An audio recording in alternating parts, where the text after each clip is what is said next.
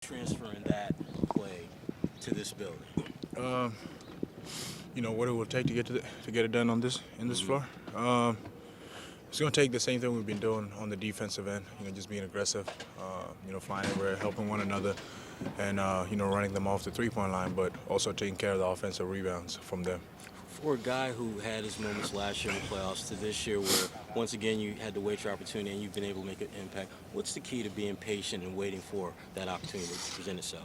The biggest key is to stay mentally locked in, and also continue to work on your game. Because once you get on the floor, if you're ready, you just gotta find a way to get something done and leave an impact on the game. But if you're not putting in the work and finally you get trusted and put in, and you don't show that, you know, it don't show professionalism. So you gotta find a way to continue to get better, and then when you get on the floor, just play hard. Because of your length, your size, your wingspan, it's not all that shocking to see the kind of numbers you're putting up from a block shot standpoint. Okay. But the three-point shot, that really has, I think, caught the Celtics off guard.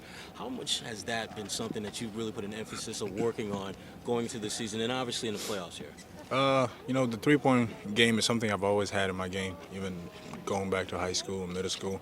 It's just a part of the game. You gotta international basketball. You try to learn all positions, and get your game better in each position, so that if somebody gets hurt, knock on wood, you and coach is looking for somebody to sub in, you can always be ready. So that was my mindset growing up, and it paid off in the league. So I just continue to work on my game every single day. The Celtics may have Marcus Smart back. He's been cleared to play. It's not a guarantee he'll play, but he's questionable for them.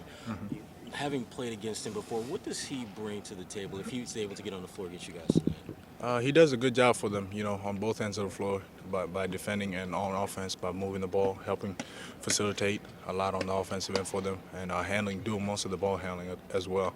But also they have him post up a few times, a lot of times, from my experience playing against him in the past. But he does a good job for him, getting chippy, getting the crowd involved as well. So with us, we got to find a way to match his energy if he does play tonight, and we got to worry about ourselves as well first.